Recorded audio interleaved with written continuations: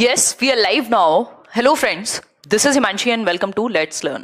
तो डिस्कस करेंगे ब्रॉनफेन-ब्रेनर का इकोलॉजिकल मॉडल थियोरी या इकोलॉजिकल सिस्टम्स यानी पारिस्थितिकी तंत्र सिद्धांत। अच्छी थियोरी है, इंपॉर्टेंट थियोरी है। आजकल के जो नए एग्जाम्स होने लगे हैं, मतलब जो थोड़े से नए पैटर्न पे आने लगे हैं, वहां ये पूछी जाने लगी है। पहले एग्जाम्स में ये नहीं आती थी, तो एक आध नंबर अगर आपका यहाँ से बढ़ जाए तो कोई बुराई नहीं है ना।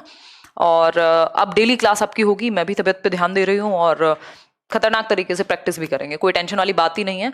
होली मनाइए, कोई बात नहीं, एक दो दिन बाद होली है। अभी तो क्लासेस आपकी हैं, एक दो दिन की छुट्टी करनी हुई तो करेंगे, नहीं तो देखेंगे, ठीक बात। और जो पेडागोजी स्पेशल बैच है उसकी बहुत ज़्यादा इंक्वायरी है, बट उसको भी अभी होली के बाद देखेंगे।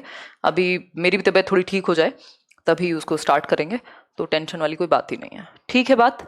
हाँ, ये शिवम सिंह, मैं ये बिल्कुल सोशली ये बात कहना चाहती हूँ ऑन कैमरा कि मैं अपनी लेट आने वाली हैबिट को जल्दी ही सुधार लूंगी। पहले ये ठीक थी, पहले ऐसा नहीं होता था, फिर बीच में खराब हो गई हेल्थ वेल्थ के चक्कर में और पूरा लापरवाही आ गई।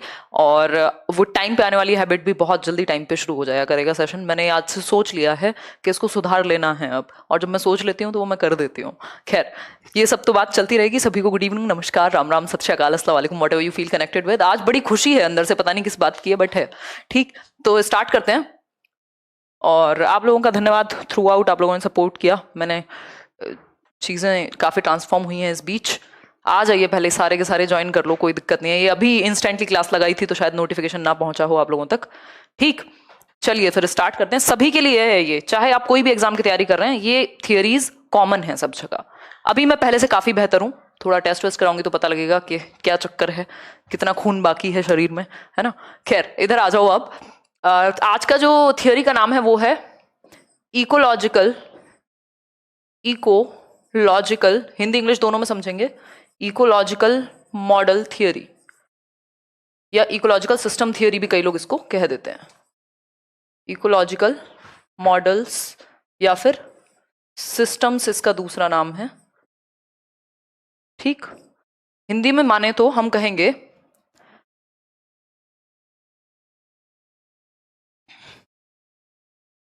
पारिस्थितिकी तंत्र सिद्धांत। वैसे तो आप एनवायरनमेंट में पढ़ते हैं ये पारिस्थितिकी तंत्र, ठीक। अगर हम बात करें ये थियोरी दी किसने है, तो इस थियोरी को दिया है किसने? यूरी कहते हैं उनको, कई लोग ऊरी कह देते हैं, है ना। यूरी, देख रहे हो, यहां तक देख पा रहे होगे। बड़ा नाम है थोड़ा सा, यूरी ब्रॉनफेन ब्रेनर, ठीक। हिंदी में भी लिखना चाहें तो लिख लीजिए, बाइलिंगुअल चलेंगे, आराम से चलेंगे, दिक्कत नहीं है, ठीक है बात। देखिए एक बार, यूरी ब्रेनफेन ब्रेनर, ठीक। ये इनका सिद्धांत है। यूरी ब्रेनफेन ब्रेनर ने 1970s में 1970 के आसपास इसको दिया था, 1970, ठीक।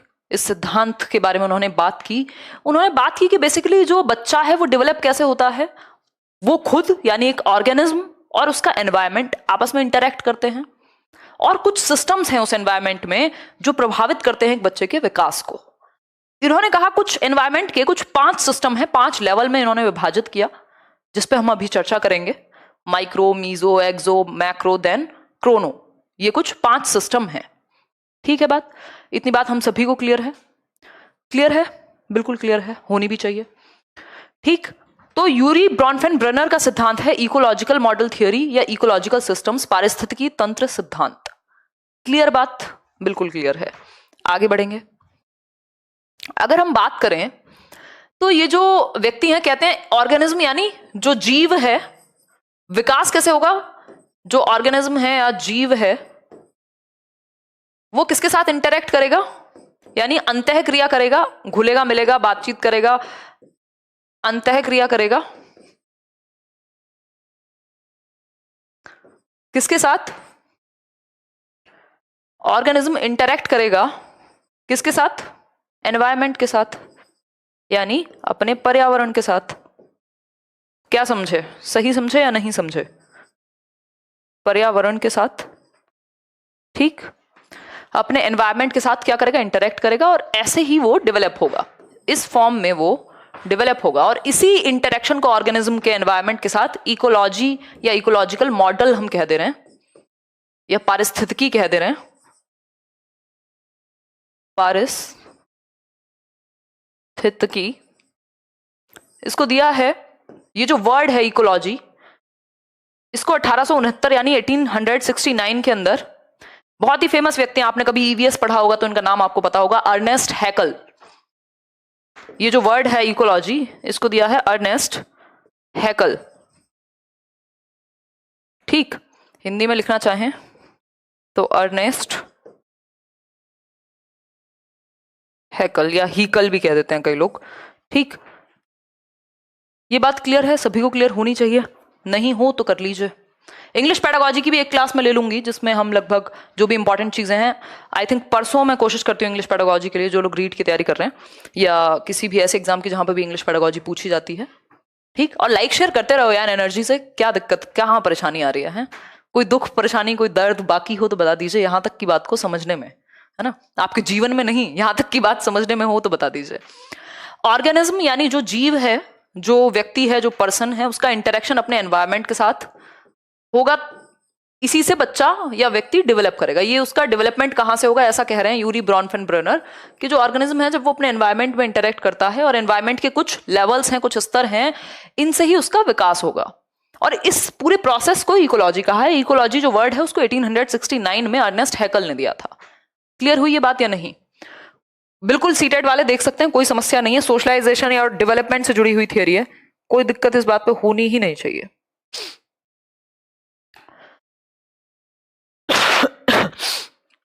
ओ गॉड, ठीक, कौन सा डाउट है भैया आपका?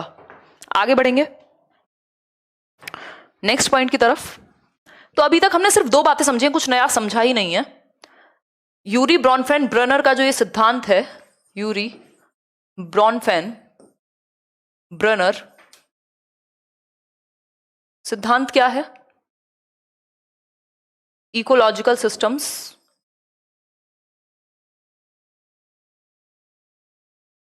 या मॉडल, पारिस्थितिकी तंत्र। ठीक, इन्होंने 2 चीजें कही, एक तो जो एनवायरनमेंट के साथ इंटरेक्शन है, एनवायरनमेंट के साथ जो परस्पर क्रिया है, उससे बच्चा क्या होगा, डेवलप होगा, वो प्रभावित कर, बेसिकली एनवायरनमेंट प्रभावित करेगा बच्चे के विकास को, इस तरीके से हम कह सकते हैं। अफेक्ट करेगा, पॉजिटिव वे में भी कर सकता है, नेगेटिव में भी, डिपेंड करता है कैसा उसको मिला एनवायरनमेंट, और इसी बात पे हमें फोकस करना है कि एनवायरनमेंट अच्छा मिले। ठीक, दूसरी एक बात, इन्होंने एनवायरनमेंट के यानी पर्यावरण के कुछ 5 स्तर दिए, एनवायरनमेंट को 5 लेवल्स में या सिस्टम्स में या फिर मैं कहूं मॉडल्स में विभाजित किया। ठीक है बात? कोई दुख दर्द परेशानी समस्या कोई बाकी है तो बता दीजिए। Hot water with paper P लेंगे यार, काली मिर्च के साथ। हाय मैम, कैसे हो? आपकी 4000 वाली क्वेश्चन वाली बुक अच्छी है, कविता अत्री कह रही हैं, थैंक यू सो मच, आपको अच्छी लगी, उस पर पूरी टीम ने काम किया है, वो 4000 क्वेश्चन इतने आसान नहीं थे, है ना, तो धन्यवाद, आपको अच्छी लगी। इंग्लिश मीडियम में भी वो जल्दी आ जाएगी और सब जगह मिल जाएगी लगभग भारतवर्ष में, किरण पब्लिकेशन के अंडर है ही। ठीक, एनवायरनमेंट इंटरेक्शन अफेक्ट करेगा बच्चे के डेवलपमेंट को, ये जो इंटरेक्शन है बच्चे का एनवायरनमेंट के साथ, इंडिविजुअल के डेवलपमेंट को ये चीज अफेक्ट करेगी, जो सिस्टम्स हैं एनवायरनमेंट के वो बच्चे के विकास को प्रभावित करेंगे। ठीक है बात? दूसरी बात, एनवायरनमेंट के कितने लेवल? 5 लेवल। अब ये 5 लेवल याद कैसे रखोगे, रटने तो है नहीं, अपने पास तो शॉर्ट ट्रिक्स हैं। हम हर एक वीडियो में लगभग निमोनिक की बात करते हैं, जिसको कई लोग चोरी करके बताते भी रहते हैं, बट कभी हम इस तरीके की बातें करते नहीं है। ठीक है, किसी का तो भला हो ही रहा है ना किसी भी तरीके से, तो इसको याद रखने की एक ट्रिक है, MMEMC। एक एड आया करता था, आपको याद होगा, एक एड आया करता था, वो कौन सी एक्ट्रेस हैं वो, आलिया भट्ट और रणवीर सिंह, है ना, तो वो दोनों फ्लाइट में बैठे हुए हैं और बातें कर रहे हैं, टर्बुलेंस और ये वो बड़ा फेमस एड था, किसी को याद होगा। तो सबने कहीं ना कहीं मार्केटिंग के चक्कर में 2 चीजें एक चीज जरूर सुनी है, जिसको हम कहते हैं MMT, मेक माई ट्रिप कहते हैं आई थिंक इसको, मेरा कोई ये स्पॉन्सर्ड वीडियो नहीं है, मैं आपको याद कराने के लिए बता रही हूँ, है ना। MMT, तो वो कहते रहते हैं MMT पे बुक किया क्या, ठीक। तो यहां पे हमें MMT हटा करके MME याद रखना है, ठीक। हमारे लिए इंपॉर्टेंट है MME और MC, MME MC, तो ये 5 लेवल ऐसे ही आसानी से याद हो जाएंगे, MMT MC। अब पहला लेवल जो है, M का मतलब क्या हुआ यहां, 1 2 3 4 और 5। माइक्रो सिस्टम, सूक्ष्म से शुरू करते हैं ना हम, माइक्रो सिस्टम यानी सूक्ष्म सिस्टम, हिंदी में भी इसको यही लिखेंगे आप, इसका कोई हिंदी में अलग से नाम नहीं है, ठीक। अगर हम बात करें, जन्म से शुरू हो जाता है जी सोशलाइजेशन, सामाजिकरण जन्म से शुरू हो जाता है, 1 आध साल बाद गहन हो जाता है। नेक्स्ट M क्या होगा, माइक्रो के बाद मीजो की बात होगी, मीजो सिस्टम, हिंदी में भी इसको मेजो ही लिख देंगे, ऐसे लिख देंगे मेजो, ठीक। माइक्रो तो एक बार को आप सूक्ष्म भी लिख लीजिए। E फॉर होगा एक्सो सिस्टम, एक्सो मॉडल भी कह सकते हो, एक्सो को ऐसे ही एक्सो मिल जाएगा आपको ज्यादातर किताबों में, एक्सो। M जो है ये लास्ट वाला, ये है मैक्रो यानी बड़ा दायरा, मैक्रो सिस्टम। ये नोट्स बनाते रहिएगा, ये आपको बहुत मदद देंगे। आप उन लोगों से ऑलरेडी आ गए हैं जो लोग लिख ले रहे हैं ना एक बार, और जो लोग बिल्कुल नहीं लिखते, जो लोग लिख ले रहे हैं वो वैसे ही आ गए हैं उन लोगों से जो लिख रहे हैं, जो नहीं लिख रहे हैं एक्चुअली। C फॉर कोरोना तो सबको याद है, यहां क्रोनो सिस्टम है, क्रोनो सिस्टम, क्रोनो को हिंदी में क्रोनो, ठीक, कोरोना नहीं है क्रोनो है। इतनी बात मुझे लगता है किसी को भी समझने में तकलीफ नहीं है इस बात को। MME MC, M for micro, M for meso, then exo, फिर उसके बाद मैक्रो, फिर क्रोनो। एक बार फिर से साथ में बोल के देख लो अगर दिक्कत आ रही हो तो, है ना। हाँ, अगर दिक्कत आ रही है तो फिर से साथ में बोल के देख लो, MME MC, माइक्रो, मीजो, एक्सो, मैक्रो, क्रोनो। 5 हैं, सिंपल हैं, इनको साथ के साथ याद रखो, जरूरी नहीं है आप फिर से घर पे जाके अलग से याद करोगे, ठीक है।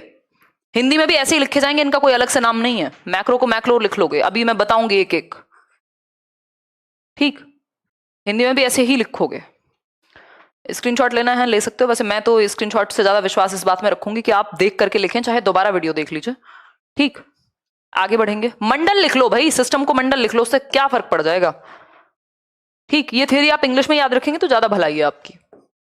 पहला सिस्टम है माइक्रो सिस्टम, माइक्रो सिस्टम या माइक्रो मंडल जो आप कहना चाहें, सूक्ष्म कह लीजिए इसको, माइक्रो सिस्टम, ठीक है बात। माइक्रो सिस्टम, माइक्रो सिस्टम का मतलब क्या है, माइक्रो सिस्टम का मतलब है ये व्यक्ति के सबसे क्लोजेस्ट सर्कल है, ये व्यक्ति का, जहां वो डायरेक्टली इंटरेक्ट करेगा, जहां वो डायरेक्टली इंटरेक्ट करेगा, सक्रिय रूप से भागीदारिता है उसकी, डायरेक्ट इंटरेक्शन है बच्चे का, डायरेक्ट इंटरेक्शन यानी सक्रिय भागीदारिता कह लीजिए आप, सक्रिय है वो, डायरेक्टली सक्रिय भागीदार है वो अपनी रियलिटी का, ठीक।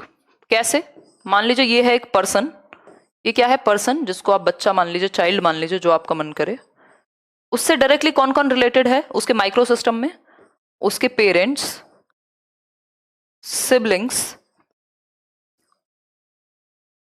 टीचर्स,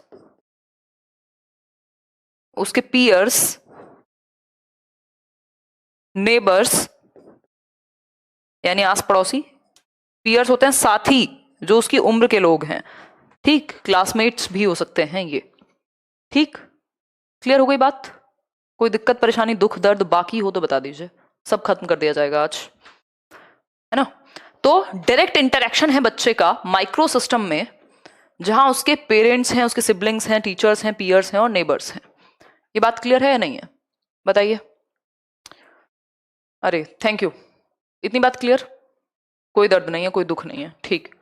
तो यहां बच्चा स्कूल जाता है, वो उसका माइक्रो सिस्टम हुआ, वो अपने घर में है, मम्मी पापा ग्रैंड पेरेंट्स इन सब के साथ इंटरेक्ट करता है, वो उसका माइक्रो सिस्टम हुआ, बच्चा नेबर्स के साथ खेलने जाता है या मिलता है, माइक्रो सिस्टम में है। टीचर्स से मिलता है, माइक्रो सिस्टम। मतलब जहां भी डायरेक्ट इंटरेक्शन है उसका, उसके उससे डायरेक्टली रिलेटेड है जहां भी लोग, वो उसका माइक्रो सिस्टम हो गया। कोई दिक्कत इस बात को समझने में हमें नहीं होनी चाहिए, है अगर तो बता दीजिए, फटाफट से बताइए। क्लियर है ना ये बात? आगे बढ़ते हैं। वेरी क्लियर, चलिए बहुत बढ़िया। माइक्रो की बात हो गई। अब हम नेक्स्ट स्तर पे जाएंगे जो है mesosystem. Mesosystem, mesosystem क्या है? मीजो सिस्टम, मीजो को मीजो ही लिखेंगे। मीजो सिस्टम दो माइक्रो सिस्टम के बीच का इंटरेक्शन है। मान लीजिए एक बच्चे का माइक्रो सिस्टम, एक जगह पे बच्चा डायरेक्टली रिलेटेड है, कहां? घर में, पेरेंट्स से, होम। इतनी सुंदर मेरी ड्राइंग नहीं है कि मैं बना के दिखा पाऊं आपको, बट कोशिश कर लेती हूँ, है ना। ये घर है उसका। यार बचपन की याद आ गई मेरे को, बस ये ही बनाना आता था मुझे ड्राइंग में, ऐसे ही बनता था ना। ये भी ठीक से नहीं बनाया, बेइज्जती तो नहीं करा सकती अब आपके सामने, अब तो बना के ही मानना पड़ेगा, ठीक है। वॉट एवर इट इज, ठीक, ऐसे जाते थे, then it was like this. ठीक है ठीक है, ज़्यादा ड्राइंग नहीं करेंगे, नहीं तो आप लोग मजाक उड़ाओगे। वॉट एवर इट इज, ठीक। तो ये बेसिकली घर बन गया। तो घर में पेरेंट्स हैं, घर में क्या है? पेरेंट्स हैं जिनसे वो डायरेक्टली रिलेटेड है। दूसरा एक सिस्टम है स्कूल। दूसरा एक सिस्टम है स्कूल, जहां लोग मिलते हैं, टीचर्स हैं, बाकी लोग भी हैं, है ना। ये क्या है? मान लेते हैं इसको स्कूल। दूसरा सिस्टम है, दूसरा माइक्रो सिस्टम है, जिसमें क्या है? टीचर्स हैं या पीयर्स हैं। अब अगर बच्चा घर से ही इरिटेटेड है, उसका ध्यान नहीं रखा जाता, उसके साथ सही बिहेवियर नहीं होता, तो क्या होगा? ये जो दूसरे सिस्टम में जाएगा स्कूल में, टीचर्स पे भी बहुत ज्यादा वो कनेक्ट नहीं कर पाएगा, टीचर्स से भी। तो इन दोनों के बीच का इंटरेक्शन, दो माइक्रो सिस्टम के बीच का इंटरेक्शन जो है, अंतःक्रिया जो है, दो सूक्ष्म सिस्टम के बीच की, सूक्ष्म मंडल के बीच की, वो मीजो सिस्टम कहलाती है। यानी ये है एक माइक्रो सिस्टम, दूसरा माइक्रो सिस्टम, यहां है स्कूल। दोनों के बीच का जो इंटरेक्शन है, इसको मीजो सिस्टम कहते हैं। जैसे फॉर एग्जाम्पल एक क्वेश्चन आता है, पीटीएम कहां आएगी? Parent teacher meeting. ये तो सबको पता है ना, आजकल पेरेंट्स को स्कूल बुलाया जाता है, पेरेंट टीचर मीटिंग। तो पेरेंट क्या है? एक माइक्रो सिस्टम है, टीचर दूसरा माइक्रो सिस्टम है स्कूल के तहत, और दोनों मिल रहे हैं। क्यों? क्योंकि दोनों ही विकास को प्रभावित करेंगे। तो दोनों के इंटरेक्शन से पता लगेगा कि बच्चे को घर में क्या समस्या है, स्कूल में कैसे सीखता है, और उन दोनों को सामंजस्य में यानी बैलेंस में कैसे लाना है। तो जब दो मीजो सिस्टम एक दूसरे के साथ इंटरेक्ट कर रहे हैं, तो वो क्या कहला रहा है? सॉरी, दो माइक्रो सिस्टम जब एक दूसरे के साथ इंटरेक्ट कर रहे हैं, तो वो कहला रहा है आपका मीजो सिस्टम। कोई समस्या इस बात को समझने में? कोई दुख दर्द तकलीफ हो तो बता दीजिए। यार हिंदी में और क्या, मैं फारसी में बात कर रही हूं यहां, हैं ऐसी ऐसी बातें करते हो कि क्या ही कहें बस आपको। मैम डाउट पूछिए पूछिए पूछिए पूछिए, कोई दर्द नहीं है, ऑल क्लियर। दिमाग से क्लियर या दिमाग में क्लियर? क्लियर बात है। चलिए, तो पेरेंट टीचर मीटिंग जो है वो कहां आएगी? मीजो सिस्टम में। पेरेंट या फिर बच्चा और उसके पीयर्स, और पेरेंट्स मतलब बच्चे के दोस्त, जब पेरेंट्स से, जब आपके दोस्त घर आते हैं, आंटी हिमांशी है क्या, तो ये जो आंटी हिमांशी का जो, ये तो आपके दोस्त और आपकी मम्मी के बीच का जो इंटरेक्शन है, दिस इज मीजो सिस्टम। जब दो माइक्रो सिस्टम इंटरेक्ट करें, क्या समझे? होपफुली समझ गए। आगे बढ़ेंगे, वीडियो दोबारा देख लेना कहीं दिक्कत हो तो। थर्ड सिस्टम है, क्वेश्चंस हम शायद कल करेंगे पक्का, और ढंग से करेंगे। योर वॉइस इज ग्रेट, अच्छा जी धन्यवाद। अब आते हैं हम एक्सो सिस्टम पे, बड़ा इंपॉर्टेंट सिस्टम है, इससे भी क्वेश्चन आ जाता है। एक्सो सिस्टम,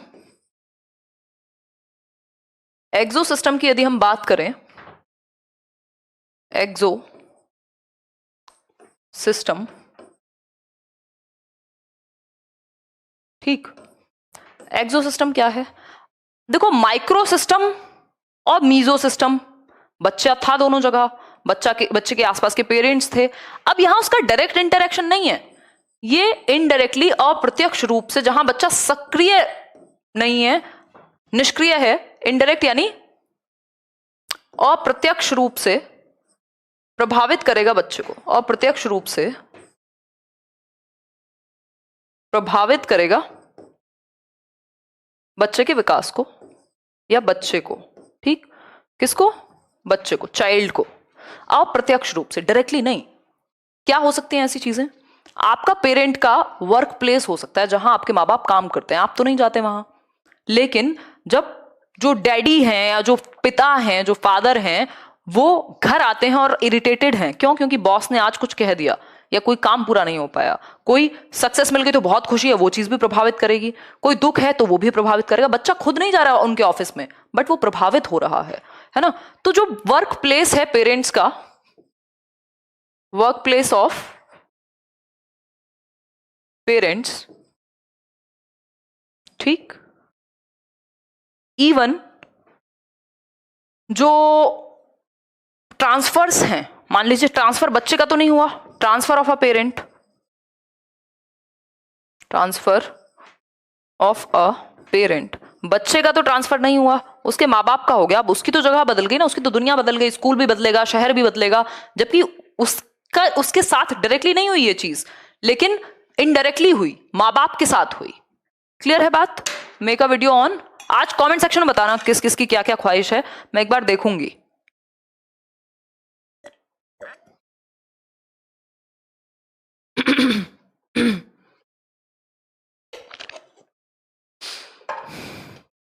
ओ गॉड,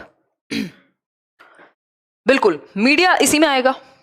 मीडिया भी डायरेक्टली आपको इनडायरेक्टली प्रभावित कर रहा है ना, आप तो खुद तो नहीं है आप मीडिया का हिस्सा।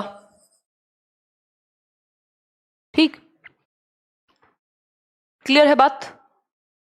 स्टेटमेंट को कैसे याद रखें? स्टेटमेंट को आज तक कोई याद नहीं रख पाया, बेकार में इतने कम समय में, अगर 1 महीना है एग्जाम में तो कोई स्टेटमेंट मत देखिए, अपनी समझ के अनुसार देख लीजिएगा, चीजें हो पाएंगी आपसे। ठीक, आगे बढ़ेंगे। अब हमारा MME हो गया, MC बचा है, यानी fourth macro system, macro system, macro model कह लीजिए आपकी इच्छा, मैक्रो सिस्टम।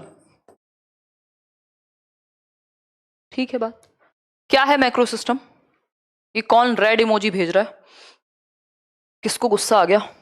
क्या ही हो गया ऐसा? इन्हें भी देख लेते हैं, चलो लगे हाथों हैं। आदित्य भेज रहे हैं रेड इमोजी गुस्से में और कह रहे हैं आपने रिस्पांस नहीं दिया आज तक इंस्टाग्राम पे भी। भाई लाखों लोग जुड़े हुए हैं, हजारों मैसेजेस आते हैं, बहुत मुश्किल हो जाता है, समझा करो, धीरे धीरे दे देंगे, है ना।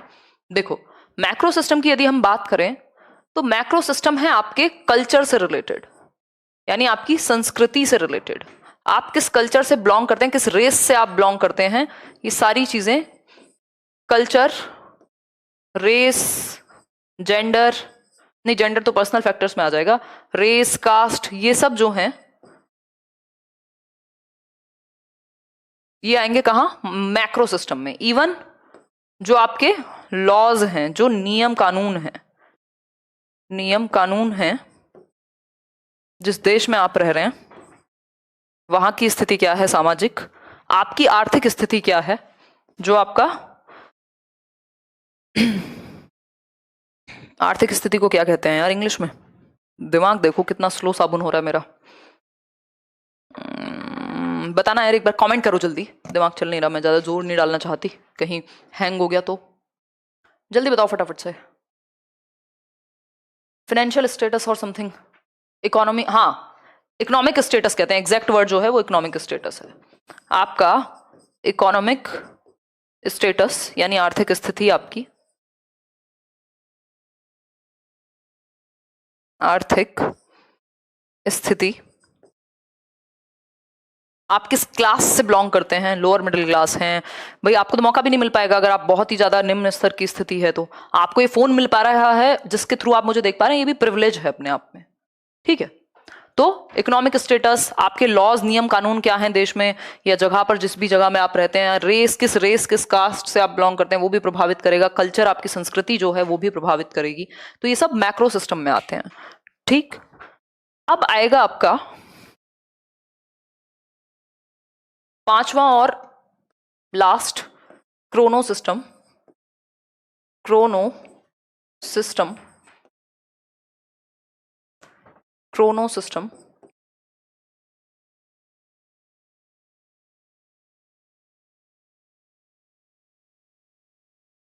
क्या है भाई? क्रोनो सिस्टम, आज एक दिन में कितनी क्लासेस होती हैं?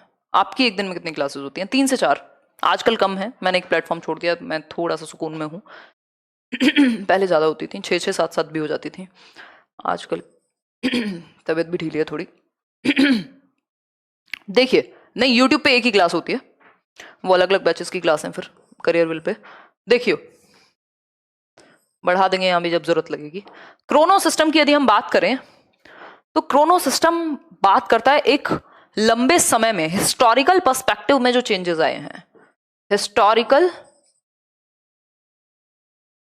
पर्सपेक्टिव में जो चेंजेस आए हैं वो 2-4 साल के चेंजेस नहीं है, वो ऐसे चेंजेस हैं जो आपकी लाइफ को प्रभावित कर देंगे। जैसे divorce of a parent, divorce of parents यानी माता पिता का क्या हो गया? तलाक हो गया। अब ये एक दिन की बात नहीं है, ये माता पिता के रिश्ते को नहीं प्रभावित करेगा, ये बच्चे को भी जीवन पर्यंत प्रभावित करेगा। कोरोना आ गया, जीवन पर्यंत, मतलब लोगों की लाइफ प्रभावित हो गई या नहीं हुई? या नहीं हुई? बताओ, कोई डिजीज है इस तरह की जिसने, इंटरनेट आ गया, यूट्यूब आ गया, अब से 10 साल पहले कोई सोचे ऑनलाइन इस तरह पढ़ाने का जिस तरह हम आज कनेक्टेड हैं? इतने हजार लोग एक जगह बैठ जाएं अगर, जबकि आज तो लोग कम हैं, 5,000 ही लोग हैं जनरली, 10,000 तक हम लोग पहुंचते हैं, 7,000 तक हम लोग पहुंचते हैं, क्योंकि ये सीरियस जब पढ़ाई होती है तो दर्द होता है सर में, सिर्फ क्वेश्चन करा दो तो आसानी से कर लेते हो। तो ये सब क्या है? जो इंटरनेट मान लीजिए आप इसको, ये एक बहुत लंबे सालों का चेंज है जो आपको जीवन पर्यंत प्रभावित करता है। जो महिलाओं की काम करने की स्थिति में सुधार है पिछले 40 साल में, वो क्रोनो सिस्टम में आएगा, जो एक लंबे समय के दौरान आपको प्रभावित करे। ठीक है बात? इतनी बात क्लियर है या नहीं? जो आपका इतिहास है वो आपको प्रभावित करता है, वर्ल्ड वॉर हो गया। ठीक है बात?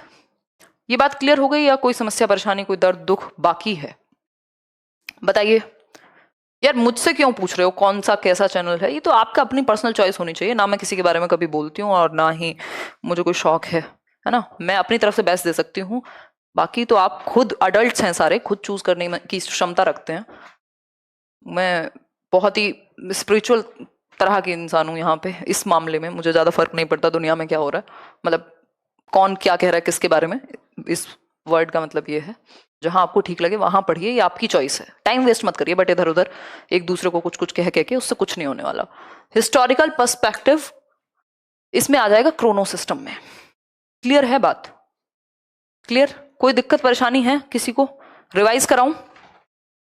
देखो ये है पर्सन, ठीक, ये है पर्सन, इसके सबसे पहले जो सिस्टम है वो है माइक्रो सिस्टम। इसमें उसका घर आ जाएगा, होम, स्कूल, नेबरहुड, पीयर्स, ये सब कहां आ जाएंगे? माइक्रो सिस्टम में। ठीक, इसके बाद का जो सिस्टम है उसको हम कहते हैं मीजो सिस्टम। बोर्ड पे देख भी पाओगे या नहीं पता नहीं। मीजो सिस्टम में क्या है? इंटरैक्शन है 2 माइक्रो सिस्टम का।